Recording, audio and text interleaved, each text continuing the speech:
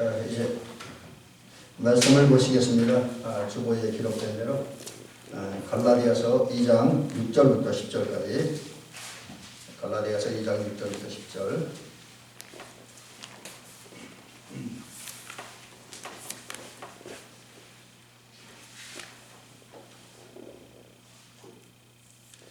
봉독을 해드리도록 합니다.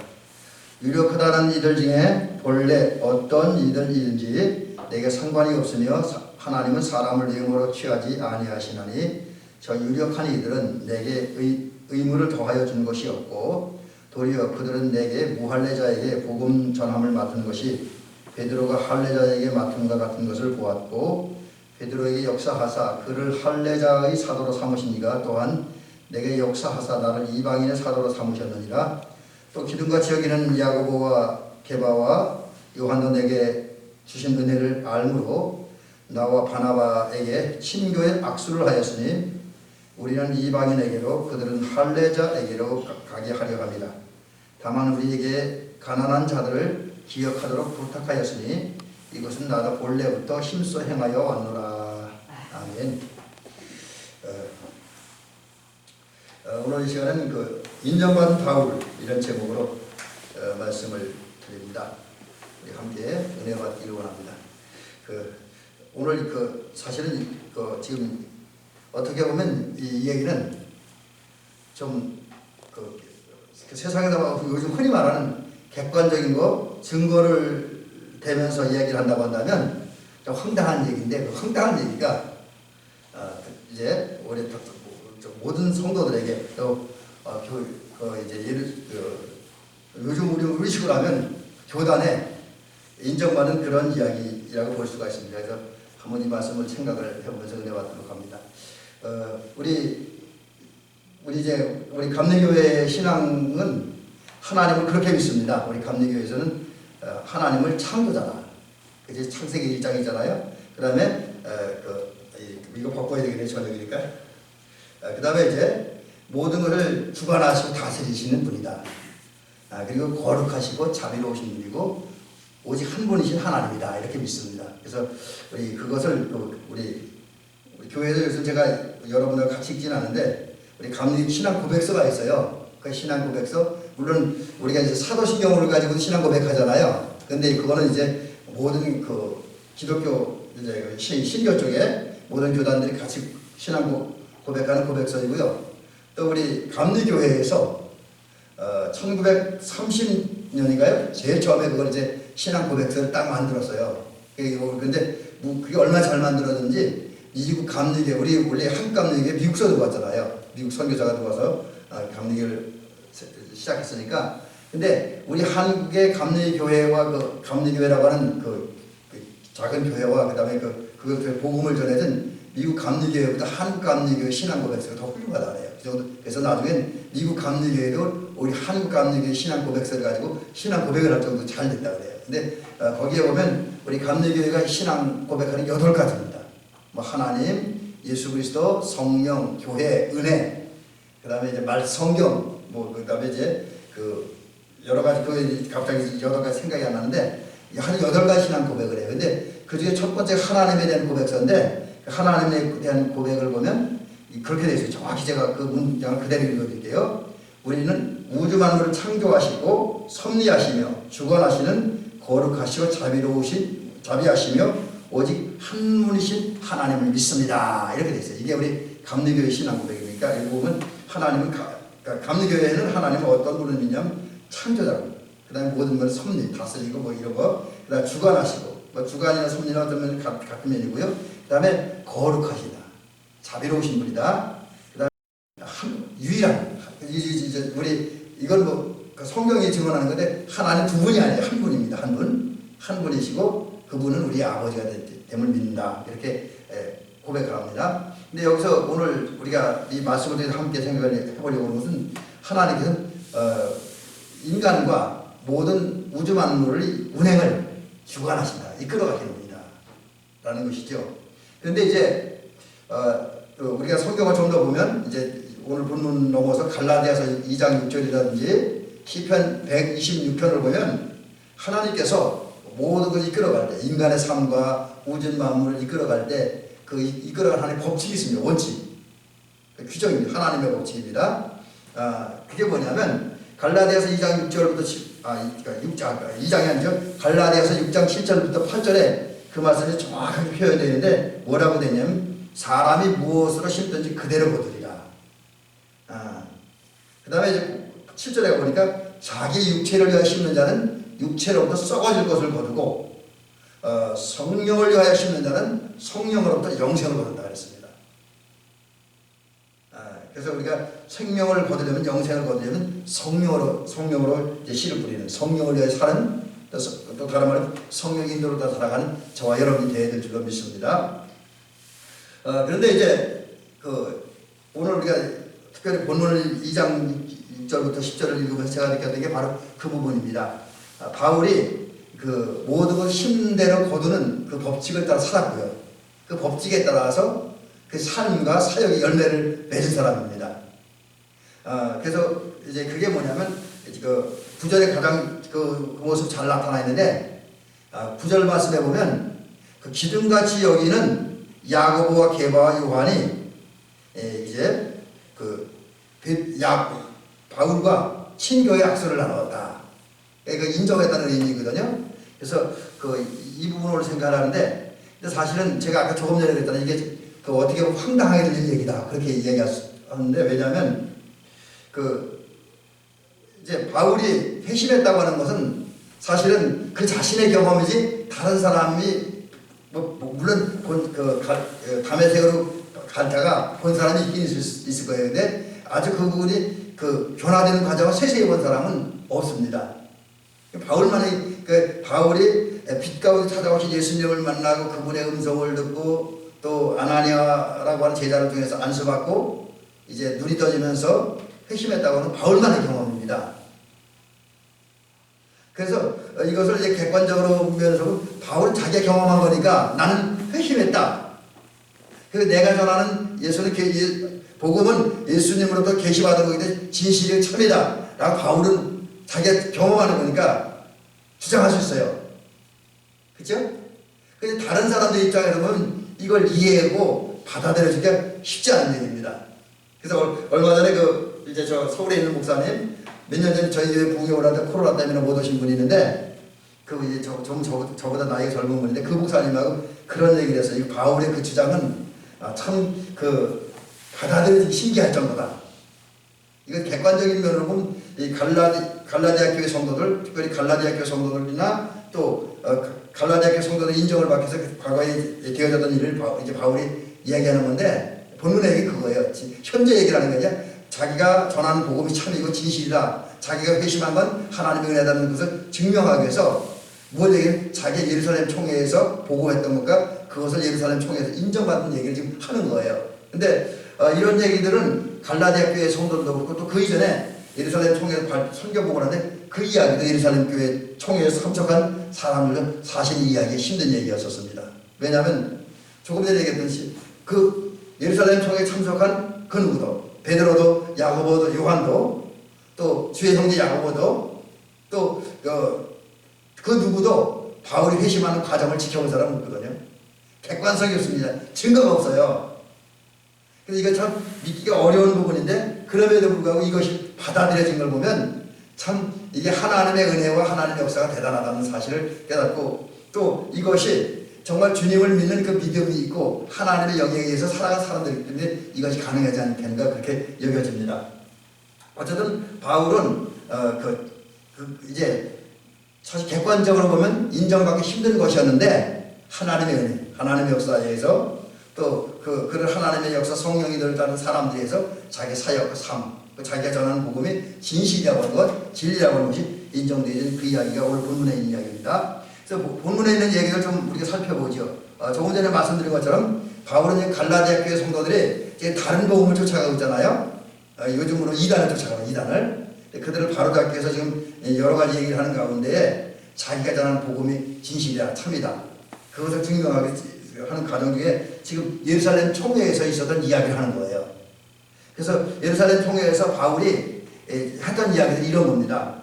제일 먼저 했던 얘기가 바울과 다른 사도들과 똑같은 사람이다. 그래서 제가 이게 그 원고 제목에 뭐라고 달아나냐면 바울과 유력하다는 사도들의 동등성이라고 제목을 정했습니다. 여기서 유력하다는 한 분들은 누굴 말하냐면 오늘 6절에 그렇게 되죠. 유력하다는 이들 중에 라는 말이 있습니다. 유력하다는 일은 누굴 말하냐면 9절에는 또 이 부분을 또 다른 말로 표현하고 있어요. 기둥같이 여기는. 그럼 기둥같이 여기는 사람들은 누구고 유력하다는 사람들은 누구냐면 이분들은 주님을 만났고 주님이 하시는 일을 보았고 주님이 하시는 말씀을 들었고 주님과 함께 생활했고 그다음에 오순절날에만 성령을 체험했고 그리고 성령을 체험한 다음에 예루살렘 교회가 세워지는 큰 공헌을 했고 그 다음에 예루살렘 교회가 세워지는 나가서 복음을 전하는 그리고 이제 성도의 친교와 교제를 하는 아름다운 생활을 했던 그런 사람을 말하는 게 가장 기본적인 12사도들 12사도들과 함께 그 당시에 예루살렘 교회를 비롯한 초대교회에서 영향력 있는 큰 일을 하는 평신도 지도자들 그 중에 이제 여기 성경의 그림이 기록되어 있지는 않지만 일곱 집사님들 같은 분들 있잖아요. 스데반 집사님은 순교했지만 빌립 집사님 같은 게 살아 있었잖아요. 그리고 이제 바나바는 바울의 동역자니까 그렇고요. 그 외에 여러 이제 또 바울이 지난번에 얘기했던 주의 형제 야고보 같은 사람들 이제 이런 사람들이 유력한 사람들입니다. 근데 이 유력한 사람들하고 자기가 차이가 없다는 거죠. 예형적인 면에서 보면 아까 조금 전에 말씀드린 것처럼 유력하다는 일은 12사도나 또 예루살렘 교회 성도들은 예수님을 보았고 예수님 말씀을 들었습니다. 성령 체험도 했어요. 근데 바울은 사실은 생전에 예수님을 만난 적이 한 번도 없다 그래요. 성경에 예수님 만났다는 기록 없잖아요. 그리고 바울을 연구하는 바울의 생애를 연구하는 학자들이 여러 가지 자료를 찾아보고 분석하는 결과 바울은 살아생전에 예수님을 직접 얼굴과 얼굴로 본 적이 없다 그래요. 예수님이 하신 일도 본 적이 없고요. 그리고 이 바울은 또 이제 물론 나중에 성령 체험을 했겠죠. 그러니까 성령 인사를 얘기하고 신령한 생활을 하지만 그러나 오순절날 성령이 임한 그 자리에 바울이 거기 없었잖아요. 그래서 이분은 초대교회가 세워지는 일에 어떤 일도 한 적이 없습니다. 그런 면에서 보면 여러 가지 면에서 이렇게 주변 사람들이 볼 때는 바울은 다른 베드로나 야고보나 요한보다 못하다 이렇게 생각할 수가 있는데 바울은 그게 아니라는 거죠. 그들이나 자기나 똑같다는 거죠. 다 똑같은 하나님의 일꾼들, 하나님의 사람들이다 이렇게 주장하는 거죠. 근데 이 얘기도 사실은 객관적으로 보면 증명되기 어려운 얘기예요. 바울만의 주장일 수 있는데 그러면서 바울은 그 얘기를 해요. 그러면서 그럼 내가 무엇을 근거로 그런 얘기를 하느냐. 그게 이제 자기가 객관적으로 보면 다른 사도들보다 또 초대교회 다른 평신도 지도자들보다 뒤질 수밖에 없는 그런 상황이지만 그럼에도 불구하고 자기가 그들과 동일한 사도다. 같은 사도다. 같은 하나님의 종이다. 라고 이야기하는데 두 가지 이유가 있습니다. 하나님은 사람을 외모로 취하지 않는다. 하나님은 사람을 외모로 취하지 않는다. 그래서 외모라고 하는 것은 이렇게 눈으로 볼 수 있는 거예요. 겉으로 드러나는 것.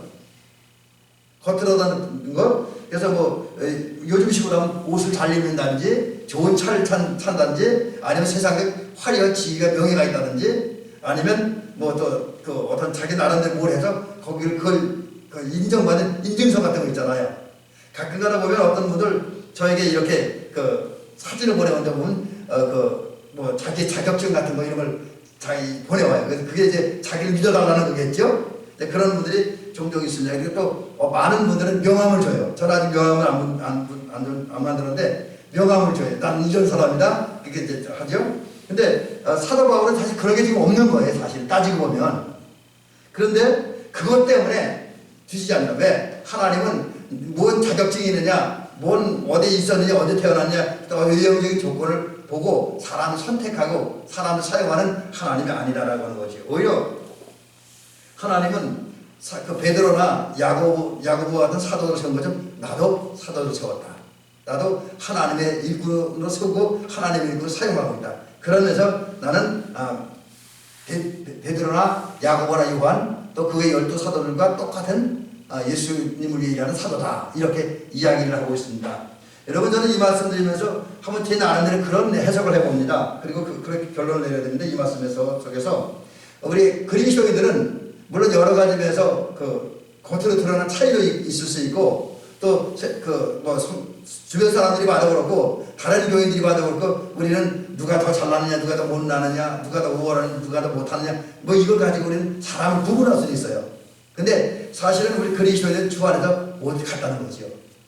우리 성도들은 저 같은 목사나 여러분 같은 장로님이나 권사님이나 우리는 그리스도 안에서 동등하지 누가 더 위도 아니고 누가 더 낮은 것도 아니다. 여러분 이 사실을 기억하면서 우리 성도들은 교회 안에서 모두가 그리스도 안에 동등한 존재들이기 때문에 서로를 존중하고 인정해주고 사랑하고 섬기는 그런 교회가 되고 그 성도도 되어 있다는 거죠. 근데 사실 이게 말은 쉬운데 세상에서 그렇지 않아요. 세상에서 그렇지가 않아. 그래서 교회들도 보면 이제 이렇게 저 같은 목회자들 보면 평신도들은 모르겠어요. 근데 목회자들 보면 목회자들 간에도 또 심지어 평신도들 간에도 큰 교회 목사님, 유명한 목사님, 바다란 목사님 같이 여기고 또 그렇지 않은 조그만 교회나 평범한 목사님 그냥 이렇게 낮게 보는 그런 경향들이 있지요. 근데 이거는 사실 심각한 문제입니다. 우리 바울이 오늘 얘기하는 여기에 의하면 물론 개인의 능력 차이는 있을 수 있어요. 그러나 실력 차이는 있을 수 있지만 적어도 주님의 일을 한다는 면에서 주님 앞에는 모두가 동등한 존재다라는 사실을 기억하면서 서로를 존중하고 인정하는 그런 일들이 교회 안에서 있어야 되는 줄로 믿습니다. 특별히 우리가 좀 관심을 가져야 될 것은 저도 이제 그 일이 얼마나 잘하는지 모르지만 우리는 돈이 있고 권력 있는 사람들이 잘해주는 것보다 사실 교회는 힘없고 연약하고 부족한 사람들 더 잘해줘야 돼요. 우리 지금은 다른 지방으로 가셨지만 이 본격적인 계신 한영선 목사님 그렇게 한영선 목사님 그걸 잘했다 그래요. 나중에 후임 목사님 얘기 들으니까 그분은 교인들 중에서 장로님이나 권사님 가정은 신방생활 안 했다 그래요. 그건 당신들 권사하고 장로니까 알아서 신앙생활해. 그러면서 그 교회에 어렵고 힘든 사람 찾아가고 그분들 잘해주고 섬겼다고 그럽니다. 그래서 그것 때문에 불만은 많았었다 그래요. 근데 이제 물론 거기에는 약간의 온전하다고 그러기는 어렵지만 그러나 우리가 어렵고 힘든 사람을 잘 챙겨 돕는다는 것은 가치 있는 일이다 이렇게 생각이 되어집니다. 그 다음에 이제 바울이 자기나 다른 사도들이 똑같다는 주장하는 또 하나의 근거가 있습니다. 그게 뭐냐면 바울이 복음 전했잖아요. 바울이 전하는 복음은 뭡니까? 예수 그리스도를 믿음으로 말미암아 구원받는다는 그 진리예요. 그런데 이 얘기를 분명히 12사도 유력하다고 하는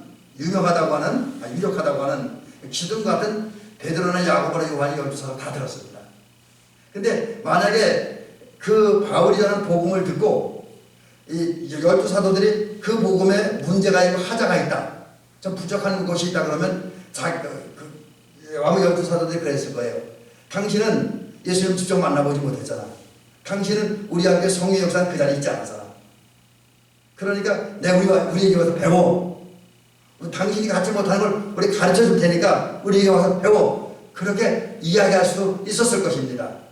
근데 오늘 본문에 보면 더하여진 것이 없다. 그러니까 사도들도 분명히 그리고 예루살렘 총회에 참석한 모든 성도들도 바울이 믿음으로 말미암아 구원받는다고 하는 그 이야기를 들었을 건데 그 이야기를 다른 얘기를 하나도 해주지 않았다는 거죠. 가르쳐주지 않았다는 거죠. 또 반면에 바울은 다른 사도들에게 어떤 새로운 가르침을 받지 않았다는 거예요. 그럼 이게 바울이 다른 사도들을 무시했거나 또 다른 사도들이 바울을 배척해서 이런 현상이 나타난 게 아니라 다른 사도들이 들을 때에 자기들이 믿고 자기들이 전하는 복음이나 사도들이 베드로가 아니면 바울이 전한 복음이나 신앙이 똑같다는 거예요. 하자가 없다는 거예요. 문제가 없다는 겁니다. 그래서 인정해 준 거지요. 그런 면에서 보면 똑같은 복음을 전했기 때문에 바울이나 다른 사도들이나 똑같다는 거죠. 그래서 여러분 우리가 한 예수님을 믿고 한 예수님을 전하는 사람들이라고 한다면 교단이 좀 다를 수 있고 또 그 교단에 따라 교리가 다를 수 있고 또 이제 어떤 신앙관이나 개인의 성향에 따라 신앙생활하는 방법이 좀 차이가 있을 수 있습니다. 그러나 그것 때문에 우리가 서로 문제 삼아서는 안 돼요. 적어도 같은 예수를 믿고 같은 신앙 고백을 하는 거 같은 예수를 전한다고 한다면 우리는 그분의 신앙을 존중하고 인정하자는 그것도 필요하다고 하는 거죠. 그런 면에서 보면 바울도 그렇고 그 열두 사도나 예루살렘 교회 총회에 참석한 모든 사람들이 훌륭한 사람들이었다라는 사실을 발견할 수가 있습니다.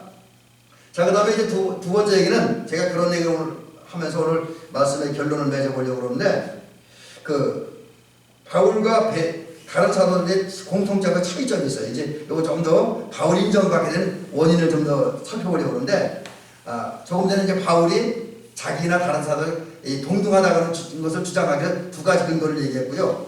그러면서 또 바울은 이제 자기가 인정받게 된 또 하나의 원인이 뭐냐면, 그 바울하고 베드로, 바울하고 야고보, 바울하고 다른 열두 사도는 같은 점도 있고 차이점도 있습니다. 우선 그 같은 점이 뭐냐, 세 가지가 있는데 그들에게 사도직을 주신 같은 분이라는 거죠. 그러니까 여러분, 바울도 사도고 베드로도, 여기 성경에 게바라고 나와 있습니다. 오늘 본문에는 게바도, 또 야고보도, 요한도, 빌립도, 마태도 다 사도들입니다. 근데 오늘 본문 말씀을 쉽게 표현하면 그들에게 사도직을 주신 분이 누구냐? 하나님이라는 거예요. 하나님이 그들에게 사도직을 줬다. 근데 오늘 본문은 특별히 바울은 그것을 어떻게 표현하냐면, 내게 역사하사, 그리고 그 다음에 고전은 여기 그 말씀을 읽어드려야 되겠네. 내게 역사하사 나를 이방인으로 삼으셨느니라. 근데 고전은 또 뭐라고 하냐면, 베드로에게 역사하사 그를 할례자의 사도로 삼으시니. 그러니까 이제 여기 이 말씀 오늘 8절에 나오는데, 베드로에게 역사하사 그를 할례자의 사도로 삼으시니가 내게 역사하사 나를 이방인의 사도로 삼으셨다. 그렇게 얘기하고 있습니다. 이제 여기서 역사하사라고 하는 건 아주 효과적으로 가장 지혜롭게 가장 알맞은 방법으로 일하셨다는 거예요. 이건 하나님은 베드로에게 합당한 방법으로, 또 야고보에게 합당한 방법으로, 또 요한에게 합당한 방법으로 일하셨습니다. 그래서 그 일을 통해서 베드로에게는, 열두 사도 중에 대표가 되는 베드로에게는 할례자는 유대인을 말하는 거예요. 유대인에게 복음을 전하는 사명을 주고 그 사명을 감당하기 위해서 사도로 세웠다는 거죠. 그 다음에 자기에게는 하나님이 자기에 맞는 방법으로 역사하셔서 이제 자기를 이방인의 사도로 세우시고 이방인 사도로 세우셨다. 그러나 중요한 건 베드로도 야고보도 요한도 또 이제 바울도 다른 열두 사도 모두가 사도가 됐는데 그 사도가 되는 하나님 직분을 주셨기 때문이다라는 것이에요. 여러분, 오늘 교회 안에 여러 가지 이제 지체들이 있고 여러 직분자들이 있습니다. 또 여러 가지 교회가 세워져 있는데, 여러분, 이것은 물론 그 세워진 과정이나 규정은 좀 차이가 있었지만 결국은 하나님이 가장 효율적으로 역사해요. 하나님이 거기에 맞게. 오늘 내게 역사하는 그 말이 의미하는 것은 하나님은 가장 효율적으로, 가장 합당한 방법으로, 가장 좋은 방법으로 그 사람, 그 지역, 그 상황에 맞는 가장 적절한 방법으로 역사하셔서 교회도 세우셨고 또 일꾼도 세우셨고 일하게 하신다는 것이요. 그러니까 이제 여러분, 우리가 이것을 통해 깨닫는 것은 하나님은 모든 직분자들을 세우는데 그 가장 적절한 방법으로 세우시고 적절하게 역사하셔서 사용하신다는 사실을 깨달았습니다. 그게 바로 하나님의 역사라고 하는 거죠. 이제 그런 면에서 물론 이제 일하는 방법이 차이는 있을 수 있지만 같은 직분을 같은 분으로부터 직분을 같은 분으로 받았다는 면에서 모든 그리스도인이 하나다라고 하는 거죠. 그다음 두 번째, 그 직분을 주신 분도 같지만 하나님부터 받은 직분도 같다는 거죠. 똑같은 사도라고 하는 거죠. 이거 더 이상 얘기 드리지 않게요. 그다음에 받은 사명이 같습니다. 물론 세부적인 면에서 차이가 있지만 큰 틀에서 보면 같아요. 바울도 복음을 전하는 사명을 받았어요. 그죠? 복음을 전하기 위해서 하나님께서 이제 예수 그리스도를 보내신데 그 다메섹으로 믿는 자를 체포하라고 하는 사울을 찾아오셨잖아요. 어떻게? 빛 가운데 빛으로 예수님께서 오셨고 그를 감동시키셨고 이제 물론 부끄러뜨리고 감동시키셔서 그를 불렀죠. 근데 그런 이유가 복음 전하기 하기 위해서. 또 베드로를 부르시더라. 일찍이 갈릴리 바다에서 나를 따르라. 내가 너희를 사람을 낚는 어부가 되게 하리라. 전도자가 되게 하겠다는 거죠. 그러니까 이걸 보면 주님은 바울도 베드로도 야고보도 모든 사람들도 복음을 전하기 위해서 불렀다. 사명이 같다는 거예요. 사명이 같다. 여러분, 그렇습니다. 모든 사람들은 다 하나님의 부름을 받았습니다. 저와 여러분도 하나님의 부름을 받았는데 부름받은 우리에게는 똑같은 사명이 하나씩 주어졌습니다. 그게 예수를 전하고 예수를 드러내고 하나님 나라를 확장하는 사명이 우리들에게 있다라고 하는 거죠. 그 다음에 이제 이렇게 세 가지 공통점이 있는데 차이점이 하나 있습니다. 이미 제가 이 말씀을 전한 뒤에 다 같이 다 언급을 해드렸는데 무슨 차이점이냐 그거예요. 앞부분에 2장 8절에 보니까 뭐라고 되냐면 베드로의 역사하사 그를 할례자의 사도로 삼으셨다 그랬어요. 주님이. 그 다음에 내게 역사하사 나를 이방의 사도로 삼으셨다. 이 얘기가 무슨 얘기입니까? 하나님은 예수 그리스도를 통해서 12사도를 부르셨고 바울을 부르셨고 바나바를 부르셨는데 바울과 바나바 이제 그중에 특별히 오늘 본문에 바울의 얘기가 만든 게 아니라 바울은 이방인에게 복음을 전하는 사도로 세우셨던 거고 베드로와 다른 사도는 유대인에게 복음을 전하는 사도로 세우셨다는 거죠. 이제 복음을 전하는 그 틀 속에서는 사명이 같은데 복음을 전하는 대상이나 그 과정이나 방법에는 차이가 있다고 하는 거죠. 여러분 그렇습니다. 우리 성도들에게는 똑같이 예수님을 전하고 예수님을 드러내고 하나님 나라를 확장하고 또 뭐 그저 인간관 속에서는 주의 사랑을 나누어줘야 할 그런 사명이 주어졌습니다. 그건 모든 성도들에게 똑같아요. 근데 그 사명을 감당하는 방법이나 대상과 어떤 과정들 또 지역은 성도마다 달라요. 복음 전하는 것도 제가 전하는 방법이 다를 수 있고 또 하나님 저에게 주신 사명이 다르고 여러분에게 주신 사명이 다른 거죠.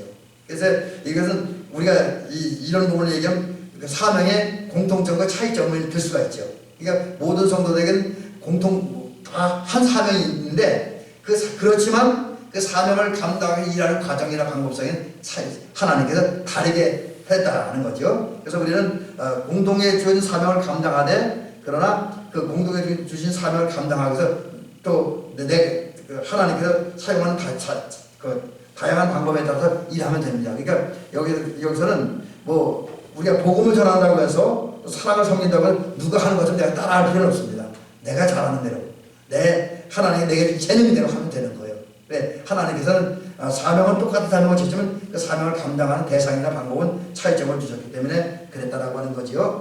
자 이제 마지막 얘기 하나 오늘 말씀드리려고 합니다. 세 번째 얘기인데 그 첫 번째 제가 말씀드렸던 얘기인데 결국은 이렇게 바울이 자기가 사역한 것을 이제 예루살렘 총에서 보고를 했어요. 그리고 이제 그러면서 그럴 때 갈라디아 교회 예루살렘 총회 참석했던 사람의 반응이 뭐냐는 거죠. 이거 오늘 본문에 보니까 기둥같이 여기는 게바와 그리고 또 이제 야고보 이런 사람들이 교제의 악수를 청했다라고 하는 거죠. 악수를 청했다. 이 악수를 청했다는 건 이제 인정했다는 거예요. 존중했다. 물론 이제 우정의 악수를 나눈다는 의미도 있지만 그러나 중요한 것은 악수 청했다. 나는 당신을 우리의 동역자로 인정합니다. 우리와 같이 복음 전하는 사도로 인정합니다. 그리고 또 당신이 가지고 온 신앙이 바른 신앙이라는 것을 인정합니다. 당신이 전하는 복음이 진정한 복음이라는 걸 인정합니다. 그런 의미입니다. 결국 바울은 그 하나님의 은혜를 전적인 하나님의 은혜, 전적인 하나님의 역사에 의해서 회심하고 변화되어지고 그런 다음에 깨달은 것이 있습니다. 참복음은 예수님이다. 그런 사실을 깨닫고 그러면 그리고 동시에 하나님께 나를 왜 불렀느냐? 그거 이제 이미 다메섹 도상에서 주님께서 이제 사울을 변화시키기 위해서 쓰러뜨릴 때 말씀하신 이방인을 사도로 삼기 위해서 도구로 복음 전하는 도구로 삼기 위해서 불렀다고 하는 주님의 말씀을 이미 들었습니다. 그래서 그는 예수님이 참 복음의 사실을 깨달았을 때 뭘 깨달은 내가 감당해야 했으면 또 하나님 나에게 준 사명은 예수 그리스도라는 참 복음을 이방인들에게 전해야 되겠다. 물론 그렇다고 바울이 동적인 유대인들의 복음을 전혀 안 전한 건 아닙니다. 그러나 이제 바울이 복음을 전한 주 대상자가 이방인들이었다라고 하는 거죠. 그래서 이방인들에게서 복음을 전했는데 그 복음을 전한 것을 듣고 사람들이 인정했다는 거죠. 사명에 충실하고 그가 전한 복음이 진실이고 진리라는 사실을 인정했다라고 하는 거죠. 결국 바울이 자기에게 주신 사명을 깨닫고 이제 정말 단순하고 순수한 마음을 가지고 죽도록 충성하니까 하나님이 인정하셨고 이제 또 주변에 있는 많은 동력자들이 인정을 해주었다라고 하는 거죠. 여러분 그렇습니다. 오늘 우리가 하나님의 은혜로 이제 변화받고 또 성령의 도우심을 따라서 거듭나고 그래서 완전 나는 예수 그리스도의 사람 하나님의 자녀 하늘나라 백성이 된 다음에 우리를 은혜 주신 그 주님 우리를 십자가에 달려 죽으시고 부활하시면서 우리의 가장 큰 사랑을 실천하고 그 사랑을 통해서 생명을 주시고 영생을 주신 그 주님을 나의 주님으로 받아들이고 그분이 나에게 참복음이라는 사실을 받아들이고 그 복음을 전하고 그리고 그 복음을 가지고 그 예수님을 통해서 세상의 평화를 위해서 세상의 그 의와 거룩을 위해서 세상 사람 이익을 위해서 행복을 위해서 우리가 헌신하고 충성하고 봉사하면 당장은 아니라 때가 되면 하나님과 사람에게 인정받는 역사가 있게 될 줄 믿습니다.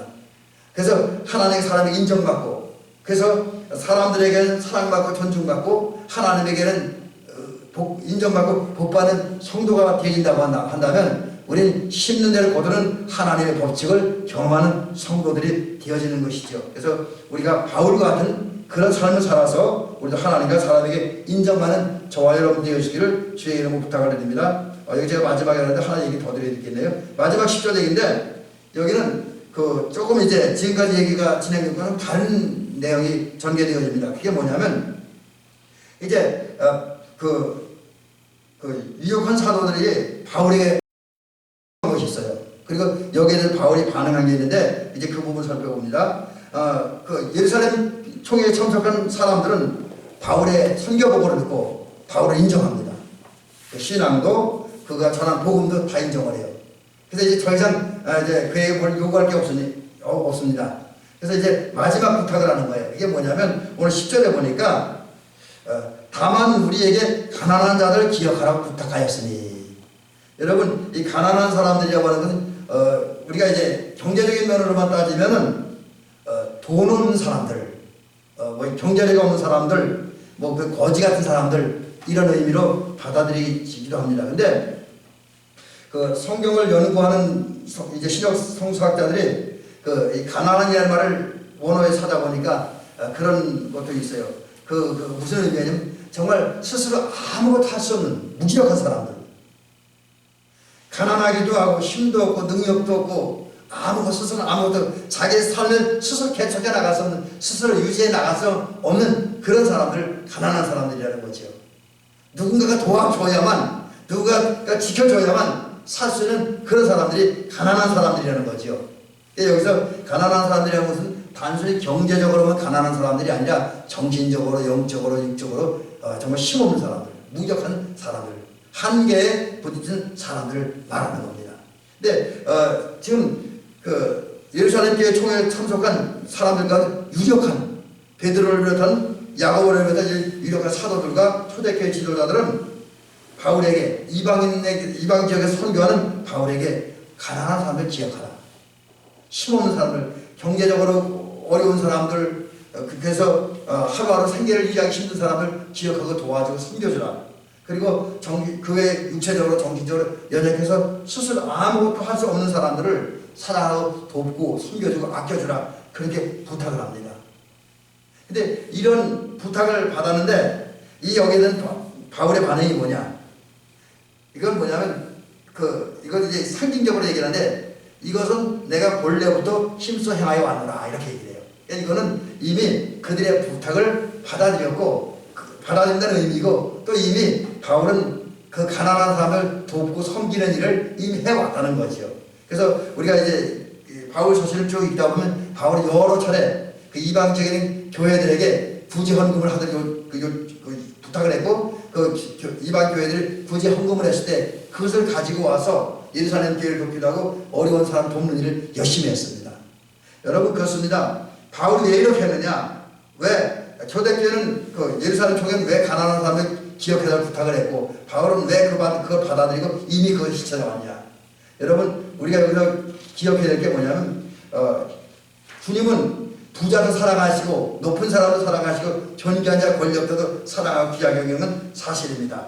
그러나 더불어 하나님은 가난하고 힘없고 나약한 사람들을 사랑하십니다. 여러분, 바울 얘기 말고 시간이 거의 다 되긴 한데 그 사복음서에 보면 예수님의 그 삶과 사역에 대한 이야기들이 나오잖아요. 근데 우리가 잘 보면 예수님께서는 이제 어떤 데는 심하게 책망하고 막 혼낸 사람들 있잖아요.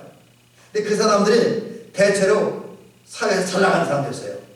그 당시 종교적인 명성과 권력을 가지고 또 세상적 권력과 명성을 가지고 재물을 가지고 있는 부자들, 제사장들, 바리새인들, 정치인들, 이런 사람들 예수님이 막 비난하고 책망하고 그랬어요. 그들의 잘못을 지적하면서, 그러나 성경 어딜 봐도 힘없고 가난한 사람들은 믿음이 없어서 좀 안타까워하시겠지만 그들을 가리켜서 회치를 무도합니다, 독사의 자식들아 라고 책망한 적이 없습니다. 여러분, 이 사실은 뭘 우리에게 가르쳐주냐면 예수님은 가난하고 힘없는 사람들, 경제적으로나 정신적으로 육체적으로 가난해서 스스로 아무 탓 없이 무력한 사람을 사랑하고 도왔고 함께 했다라고 하는 거지요. 그러면서 그분은 성도들에게 이제 잘하라 그러잖아요. 그러니까 믿음의 가정들에게 더 잘하라고, 선을 행하라고 가르쳐주고 있습니다. 왜 그렇게 하셨느냐? 바로 힘없고 가난한 돌보고 사랑하고 아껴서 섬겨주는 것이 주님의 뜻이기 때문에 그렇습니다. 여러분, 이 사실을 기억하고, 물론 우리도 경제적으로 넉넉한 형편이 못 됩니다. 저도 그렇고 여러분도 그렇고. 그래서 우리가 뭐 경제적으로 누굴 도와주기는 쉽지는 않아요. 그렇지만 적어도 우리는 물론 할 수 있으면 그들 도움 더 주고요. 그것과 함께 우리는 신앙이 없어서, 예수님이 없어서 오늘 나약한 사람들, 영적으로 무기력한 사람들, 지옥 갈 수밖에 없는 그 사람들을 사랑하고 섬겨 돕는 저와 여러분이 될 줄은 믿습니다. 또 세상에 살다 보면 이런저런 상처나고 아픔 당하는 그런 사람들 정말 아껴주고 사랑하고 존중하는, 섬겨주는 그런 저와 여러분이 될 줄은 믿습니다. 한마디로 얘기하면 우리는 세상에 잘 나가는 사람들보다는 힘없고 부족한 사람들을 더 존중하고 더 귀여고 더 사랑하고 더 섬겨줘야 됩니다. 그것이 주님의 뜻입니다.